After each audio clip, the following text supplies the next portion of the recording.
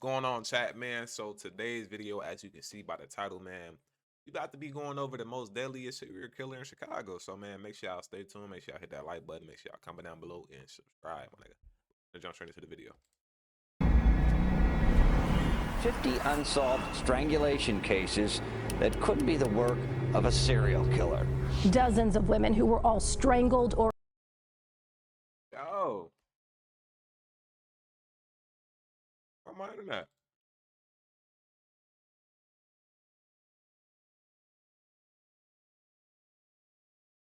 They never did this. Has taken the lives of between 50 and 70 women over a nearly 2-decade period, making this person one of the most prolific serial killers in American history. The killer's MO seems to be this. He tends to hunt primarily black women, many of them who are sex workers, and he kills them by strangulation after he lures them into alleyways on the south and west sides of Chicago. The question right off the bat is this: why isn't this being discussed more? Because I'm guessing for many of you watching, this is your first time hearing of a guy who, to put it in perspective, may have killed. Why is it not talked about? Because Chicago don't care, bro. If you from here, you know that they don't care about anything unless it's like anything with gangs and shit like that. They don't care about stuff like this. Not talked about. I'm not gonna lie. Unless you got a name or something, they like your 9 times out of 10, your murder is not getting solved. I got a cousin who died. His murder has still not been solved to this day. So. Killed 3 to 4 times more people than Jeffrey Dahmer. To properly dive into this, we assembled a cast of experts. First, Mike Hammond, a retired Chicago homicide detective who has put dozens of murderers behind bars in his career. Next, Thomas Hargrove, the founder of the Murder Accountability Project, an organization with the country's most complete accounting of unsolved murders. And Thomas is known as a guy that can algorithmically predict with a high degree of accuracy if a serial killer is in your city. Then we got Reverend Hood, a pastor and community leader who has built a network supporting survivors of strangler victims, and Reverend Hood claims to have sat face-to-face to the guy who is the primary suspect of this all. Next up, Rabbi Ben Yosef, a community activist demanding Are these niggas like Muslims or something? Weird ass last name. Justice for the victims, who takes it upon himself to bring us to some of the murder sites. And finally, we even speak with a family member of a strangler victim and with Chicago citizens who live in the areas where the strangler strikes. Let's get to it.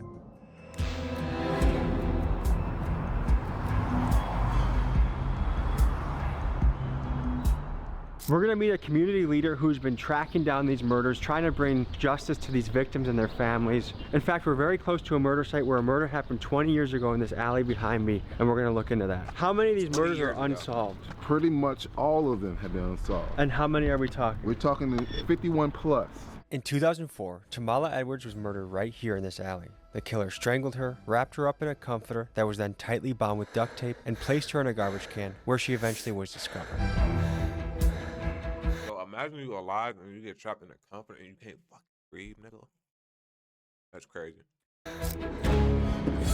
A lady by the name of Tamala Edwards was found in 2210 in a garbage can just like this in this alley 20 years ago. Yep. The way how these murders happen is, as you just said, a graphic example of no regard for human life. Hey, fun fact, chat. This is a 20-plus-year-old garbage can. Bet you didn't know that. For human life. All right, let me stop. RP that lady, man. I hope your murder gets solved. Within the garbage can, to say, I'm going to do this to this person, just goes to show how horrific and how much an outcry and outrage there should be within this city. What comes to mind when people say the Chicago Strangler? I think it's more than one. We believe that it's more than one strangler. I would have felt better if it was said mass murder, something to culminate that more than 51 women got killed. There's certainly not one. We know that for sure, because the 51, there's 21 different DNA profiles. Probably like 3 or 5 of them. like working together.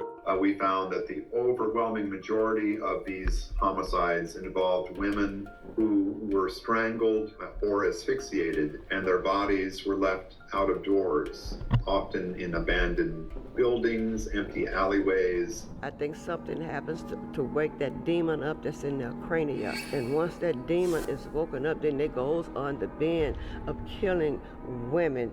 On the quest to build a profile of who this killer is, let's reference one of the most popular serial killer prediction frameworks, the McDonald Triad, created by psychiatrist John McDonald and used by famous serial killer hunters like Special Agent John Douglas. The three behaviors noted in this theory are obsessive fire setting, persistent bedwetting, and cruelty towards animals. This theory has faced pushback by researchers, but what it hones in on is the question on everyone's mind, which is if we can determine the common factors of serial killers, will we be better able to stop and apprehend serial killers before they go too far? And they won't stop until that bend in their brains settle down.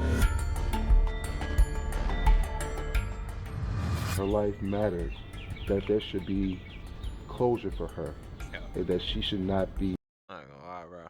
silenced. Talking to a garbage can, kind of crazy. I get it, bro. But this lady is resting and is upstairs with our Lord and Savior. I don't think she's right there, and I don't. Yeah, bro. Kind of think this is kind of foolish. You know, if you ask me. Let me just react to the video. I know y'all be like, all right, bro, you talking too much, bro. Start the video, so I'm gonna just play the video. I'm sorry, guys. Because of this, that the community should rally around her because her voice has been silenced. It's very strange to be in a location, the exact location that you know someone lost their life in a struggle. You can say whatever you want about her occupation, but she was another human living life, trying to make money and trying to provide. Yep. And to end up in a garbage can is such a horrific way to go. Disproportionately, these victims are sex workers or have a history of using illegal drugs.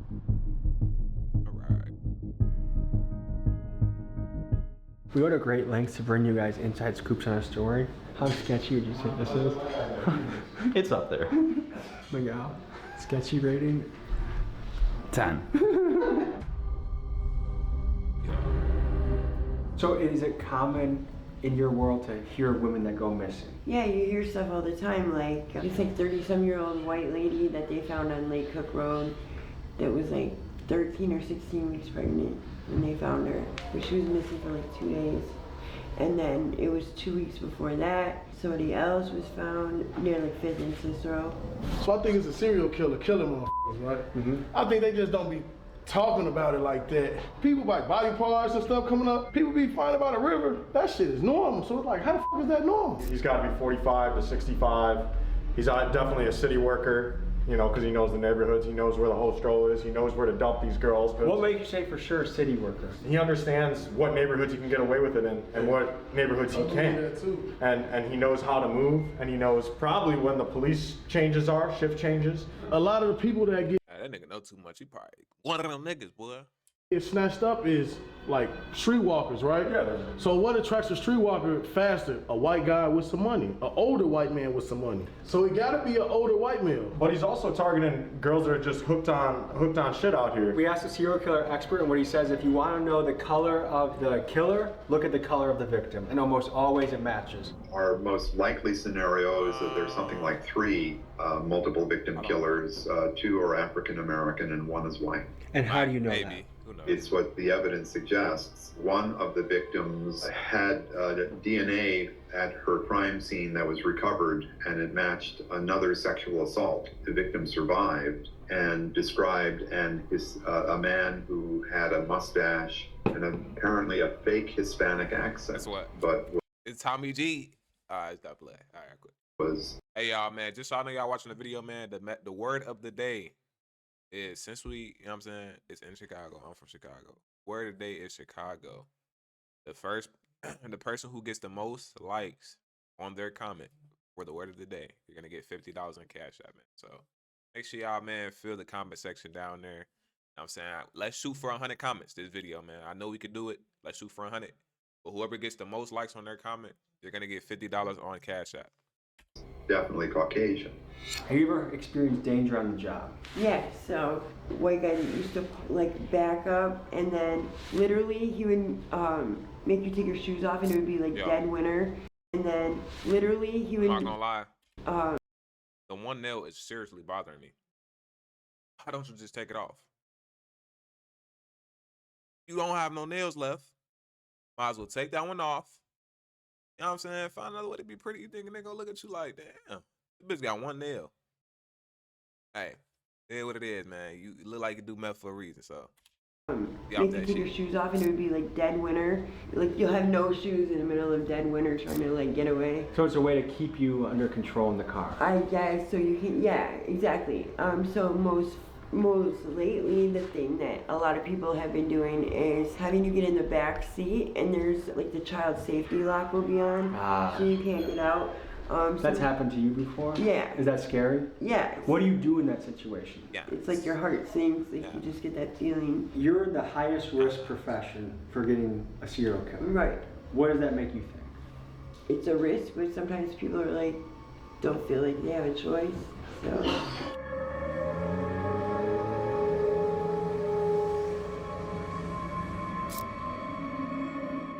Just down the alley over there, Makaleva Williams was killed just down here. She was killed in 2004.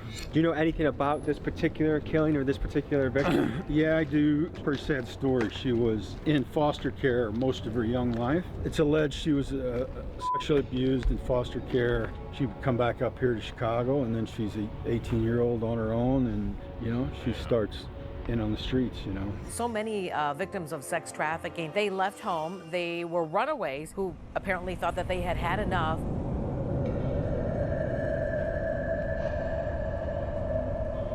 Chat, how many unsolved murders do y'all think there are? It's a lot, bro. Just because I know that I personally have somebody, a loved one, that their murder is still not solved to this day. This murder happened in 2021. So I'm just curious to know how many y'all think are unsolved. So also put that down in the comment section, you know what I'm saying? Share that thought. But it's just a question.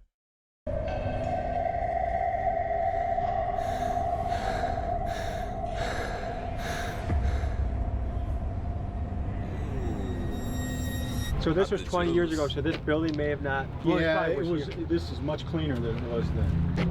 This door was open, and she was actually found in a bag, like a duffel bag, like a laundry bag. Almost impossible. You'd think looking at it, you get a body in there. Continue to fight for you and stand with you. And we'll do whatever I can to make sure your name is not forgotten. How do we bridge the gap that people want to work with police, people feel comfortable with police, police are more equipped to do their job? What do you guys think about some of those things? I don't think there's a disregard for activists such as myself to work with detectives. I do work with detectives and police on these issues. Will you be looked at as a snitch if you work with detectives and police? Could be, but the fact is my job is to bring justice. That's what we stand on. Let's talk about why Chicago is the perfect hunting grounds for a serial killer to lurk. The truth is, Chicago has an unacceptably low homicide clearance rate. And for reference, a clearance rate refers to the percentage of criminal cases that are solved. How would you rate the Chicago PD performance in finding the perp? I think you're always trying to do your best, and you're trying to... No life has, to me and the people I worked with, no life has more or less value than another, because you're always talking to the victims' families, so you're trying to always do the best you can. Historically, Chicago's homicide solve rate has been concerning. In 2016, the city reported a clearance rate of just 21%, which is much lower than the national average of 60% at that time. In other words, 80% of the time, the murderer gets away. That is insane. The cycle keeps getting worse and worse. I don't know why it's a lot of switches in the city. A lot of people getting access to guns, so like being a police officer is kind of scary. So they just be really trying to get in and out. Unless it's something super serious, they're not gonna like no. And then we have another 20, 30 years of these cases are not getting solved because of distrust. I don't see the Chicago Police Department doing anything really proactive because policemen are just simply afraid that they're going to be prosecuted. What did I just say, man? What did I just say? I'm speaking facts. On a bus just for trying to do your job. 5,000 police investigations in Illinois are awaiting DNA test results. The backlog is huge, and today at a hearing, lawmakers demanded action on 50 unsolved. I ain't gonna lie, this shit feel like a movie. I gotta get my snack. You know what I'm saying? Strangulation cases that could be the work of a serial killer. My theory is this: the Chicago Strangler has been able to remain undetected for so long because he operated in a perfect storm. First, his victims. He targets women in poor communities working vulnerable jobs like sex work. Sadly, the people he kills don't seem to generate the same uproar that a brutal murder of a suburban lady would. Next, he kills in neighborhoods that already have high crime, thereby allowing his crimes to blend in better due to the police being overloaded with cases to work. And finally, these neighborhoods are places where police trust is quite low, which leads to a general lack of collaboration of citizens willing to work with police and give them helpful information to help solve the crime. What do you guys think in the comments? Have you ever been abducted? Yeah. What was that like? What happened? So I guess there was like 3 brothers, and one of them kidnapped me and brought me back to like this house. I guess they were selling drugs out of it because they had like the windows boarded up and, you know, a thing on the door or whatever. And Windows boarded up. That's the dumbest thing you can do, bro. What you want to do is make the house look normal. literally kept me there. I was there 3 days, and just like the guy wouldn't leave, and I just had to, like, I couldn't leave. Like, I think I got McDonald's like one time, so he ended up leaving, and the door guy or person, whoever was working the spot, I literally just like threw the board and went flying. He started chasing me. There's like ice, middle of winter, no shoes, went flying down the alley. There was this car coming down the alley with this lady, and I'm like screaming like help me or whatever, and she just like kept going. They don't care, just leave the windows up. Like, We're going to talk to family members of the victims. You know, this is potentially a very painful moment for a lot of these people. I know when my pop died, I didn't really confront the grief for a long time. And I was challenged by a mentor of mine to journal about it, write it down. And it was a very painful process, but it also was very healing, revisiting the memories. And I think it was a big step in the recovery process of losing somebody. So I'm honored that they're telling us their story, because a lot of news outlets have reached out to them and they're talking to us. So I appreciate that. We're gonna go in and visit them, and we'll see you inside.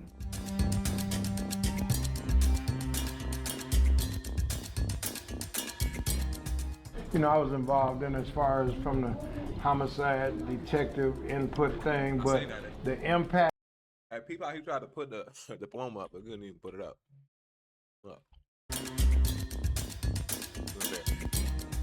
You know, I was involved in as far as from the homicide detective input thing, but the impact of the families, as Mike knows, he tells you, know, and he's taking it to a whole nother level. But all detectives know we have to make those phone calls at 3 o'clock in the morning, and God bless you if you never had to make those calls or face-to-face, not even say calls, really face-to-face meetings for the most part and stuff, where you have to, you know, give this bad news to people and stuff. It's like, that's probably like one of the hardest parts of the job. Can you imagine this young lady, how her life trajectory has changed, you know, not having her mother here since she was 9 years old.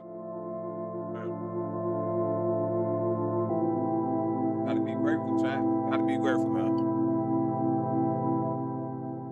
Well, my mother meant the world to me. I love and I really miss my mom. It's more so in the back of my mind because I really don't try to think about it, because it's just too painful just knowing that it is someone out there possibly that's responsible for the death of my mom, and also 50 other women. I want her to be remembered as a loving, caring, free spirit, very fun to be around person that loves her children. Why do you think they specifically targeted your mom? I think she was just at the wrong place at that time. She was probably stalked and watched. It was a familiar place, and I feel like, you know, they knew her or seen her there before, so it's a possibility. They felt like, you know, she was some type of target, so yeah, I think that's why. What are the consistencies among the victims that the Chicago Strangler is known for? Definitely strangulation. They have been known for body parts missing, torsos. On the west side of Chicago, it was in a 2-mile radius, the victims he killed. On the south side of Chicago, it could be up to 3 to 4 miles. South side of Chicago is a lot bigger, and we believe the number was a lot higher on the south side of Chicago.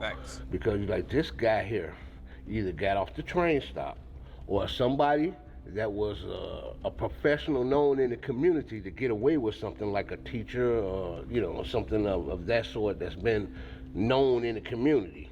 That's what gets me when I look at those deaths. So this person is methodical, and any gaps makes me think he was either in jail or the hospital. Serial killers should never be off the streets. They all should be locked up and the key thrown away. I don't think that there's no help for them. Teeny weeny component of a cell is buried in their crania, and it is not going to go away unless there's some type of surgery that can be performed on those type of people. Is there one of these killers that you think is doing the lion's share of the killing? Yes, Darren Dion Vaughn.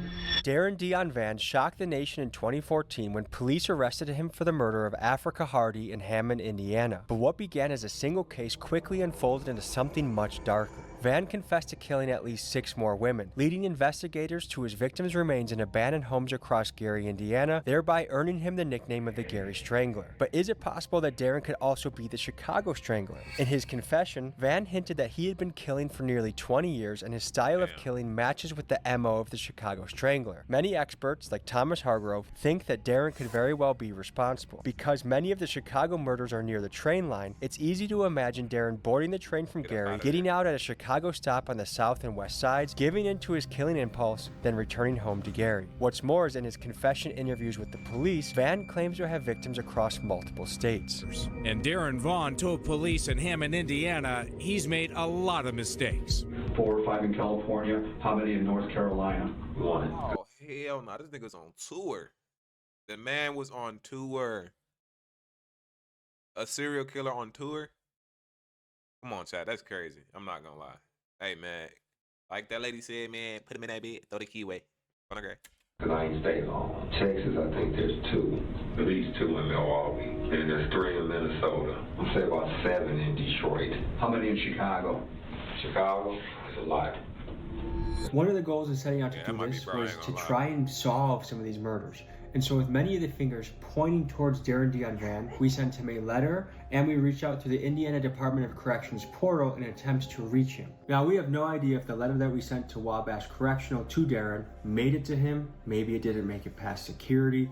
So we're still waiting for a response so that we can pursue those leads further. A theory of why Darren's claims of killing more women wasn't explored further is that Indiana investigators wanted to lock him away with certainty rather than complicate his case by making it federal. However, experts like Detective Mike Hammond would argue that Darren could not have possibly killed all these women. The Chicago Strangler is thought to have killed till 2018, and Darren, arrested in 2014, was already locked away in prison. And secondly, because of the multitude of DNA samples found in the victims, leading Mike to think that we are dealing with multiple killers. The problem is, with many of the victims being prostitutes, being found with multiple DNA samples is to be expected and just further complicates tracking down the killer.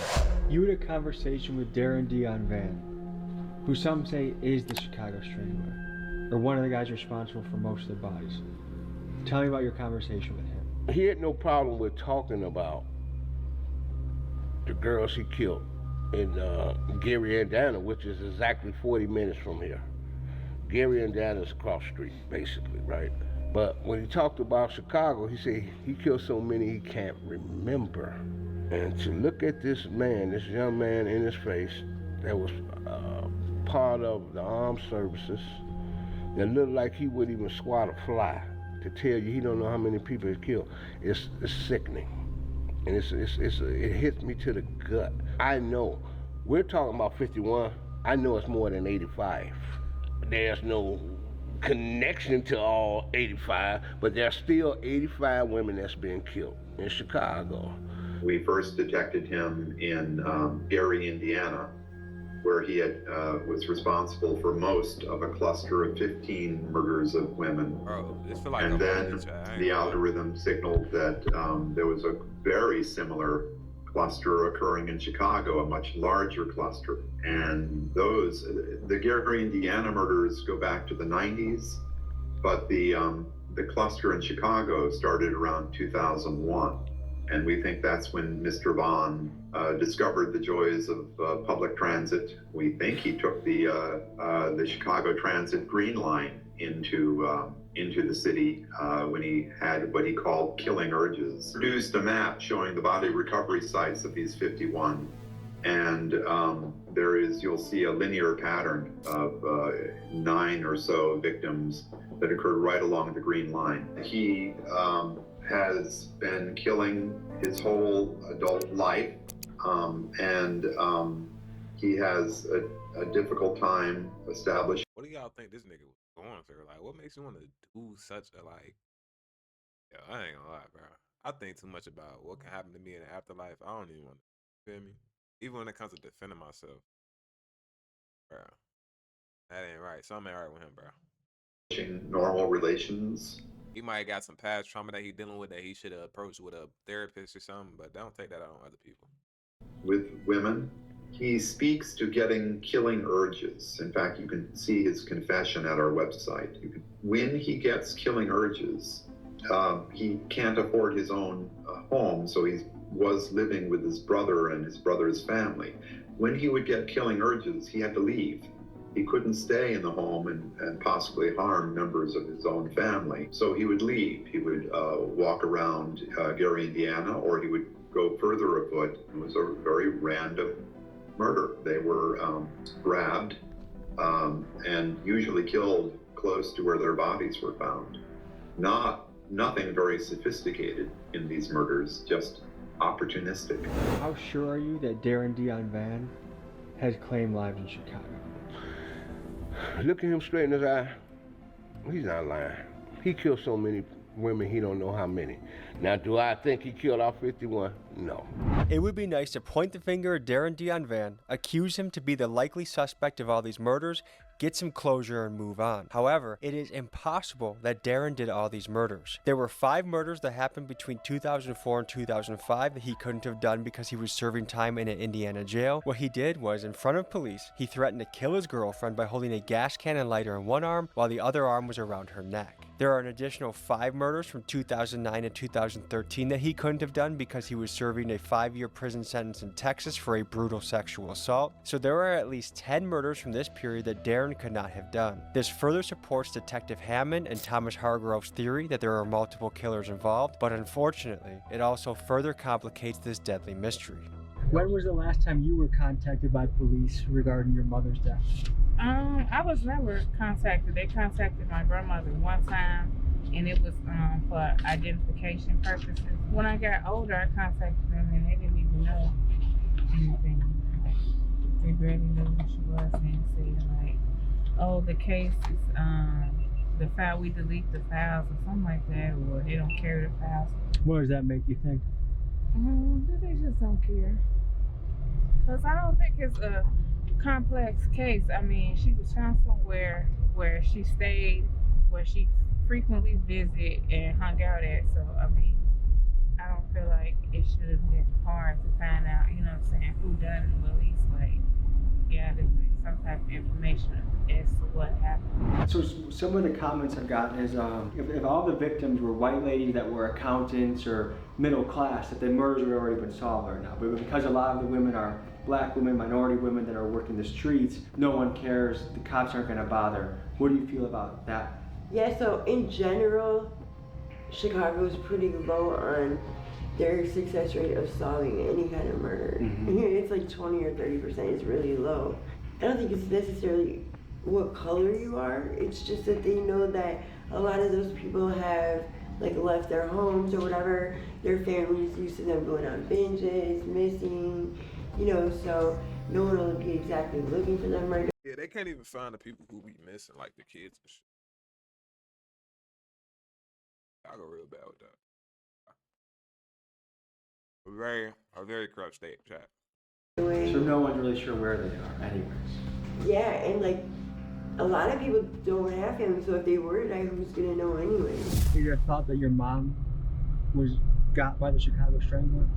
Part of me yes and no. Like a part of me feel like maybe it could have been somebody she knew, and then a part of me feel like it could have been a serial killer, Chicago strangler. So we've heard about the crimes Darren may have committed, but what do we know about who this guy is? Little about his childhood is known other than he grew up in Indiana, and in 1991 he enlisted in the Marine Corps but received an other than honorable discharge after only 2 years in the service. The specific reasons for his discharge have not been publicly disclosed. What we do know about Darren is this: he has a notable criminal background. However, there is something potentially disturbing that we uncovered. According to a confidential source, he has been arrested over 75 times. However, most of his rap sheet has been redacted. Why? With guys like Jeffrey Dahmer and Ted Bundy, we have enough information about them to make a Netflix series. But when it comes to Darren, there's barely any information out on his past on the internet, and what is documented has been censored. Why? What were her injuries, if you don't mind me asking? Was she shot? No, she was strangled and just beat up real bad to the point where it damaged her brain severely. She was on life support for 2 years before my grandfather decided to pull the plug. I can't imagine what that's like, going into a room with a family member that you love. They're disfigured, they're beaten up, and having to...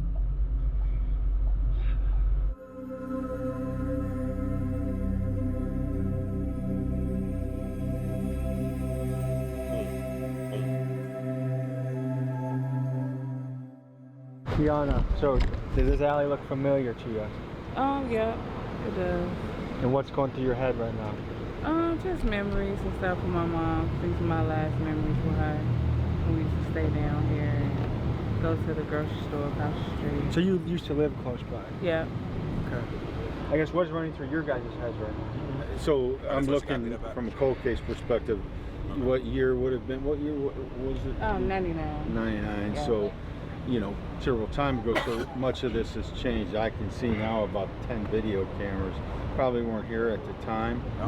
There are probably buildings that were here, right, that were multi-unit buildings. So I want to know if I could go back and find out what buildings were there, were they multi-unit buildings, who lived there, and you can do that. It's a lot of work, but it can be done. You know, I'd be really wanting to look at the specifics of where she was discovered exactly, like within as many feet as I can, and things like that. So this is a tough place because it's pretty desolate. 2 questions. One for each of you is, at any given time, how many murders could a homicide detective be looking at once? It varied from 13 to 25, 30 at times. But then, you know, because I worked on a cold case, I would take on a lot of cases. So there is a perception that if you're poor or if you're black, that the police don't care as much about the murder. As a black detective, can you give the other side of the table? Yeah, well, I get the other side of the table, and some of that is accurate, you know. So I'm not here, you know. I mean, I love the police department, you know. I mean, it's gas, but I tell people all the time, but I'm not a spokesman for the police department. I mean, you know, there's some dog asses on the police department. There's some dog asses at the post office. Why you didn't get your mail on time, you know. That exists in every line of work. The police just seem to be highlighted and spotlighted more and stuff, obviously, and you know, for good reason in some cases. I mean, does it kind of blow your mind that someone could potentially get away with killing 50, 60, 70 women and not get caught? Yeah, it saddens me because it's like, how can you take a job and, you know, say not even care about doing it properly, and especially when it comes to, you know, human life and women. If you could say a message to the Chicago Police Department, what would you tell them? I would just tell them, like, if it's possible, take a second, you know, look, you know, I know you got other things going on and other things that you do, but this is just important. If you could sit across from the strangler, what would you say to the guy? Yeah, I would just ask, like, why? Like, took my mom away, like, and it's crazy asking that because it reminds me of a conversation I had with my dad when I was younger.